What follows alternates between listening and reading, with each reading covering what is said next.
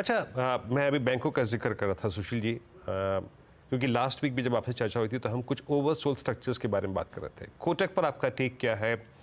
और पीएस, क्योंकि आपने जो शब्द का इस्तेमाल किया कुछ देर पहले कि बैंक निफ्टी एक बहुत कठोर रेजिस्टेंस के सामने खड़ा हुआ है, क्या है वो फोर्स जो इसको इस रेजिस्टेंस के पार ले जाएगी?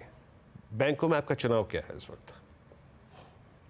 देखिए, बैंकों में मेरा चुनाव ये है कि अगर कोई विवशता ना हो, कोई विवशता है कि कुछ सौदा करना ही पड़ेगा, तब तो किया जाए। सारे के सारे बैंक्स अलग-अलग अपनी-अपनी ऑर्बिट्स में घूम रहे हैं। एचडीएफसी जिस तरह से दबा हुआ है, वो कभी भी उछल सकता है। ये एक्सिस और इंडसइंड बैंक को जितना चरमरा के ऊपर तक रखा हुआ, कभी अचानक छोड़ दे 10-20% की इनमें बहुत शार्प डाउन मूव बन सकती है। बंधन बैंक लॉन्ग टर्म के लिए बाई एंड होल्ड है। अगर आप एयू बैंक को देखो, तो कूट-पीट दिया गया है, पर यहाँ आकर के अटका हुआ है। और एसबीआई एकमात्र ऐसा पैटर्न है जो थोड़ा सोबर है और जिसमें दोनों तरफ के ट्रेड बन सकते हैं। ये आप देखो चार्ट को, ये आवरली, ये सॉरी, जो डेली चार्ट है।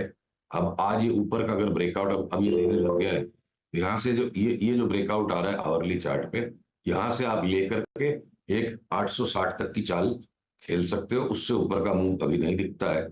छोटी ट्रेडिंग करने के लिए, एक बहुत दीर्घकालीन ट्रेडिंग करने के लिए एक एसबीआई में ब्रेकआउट बन रहा है जो 860 तक जा सकता है। बाकी कहीं पे भी बहुत स्पष्ट बढ़िया पैटर्न्स नहीं है कि जिनमें दबंग होके स्पष्ट होके आराम से काम किया जा सके।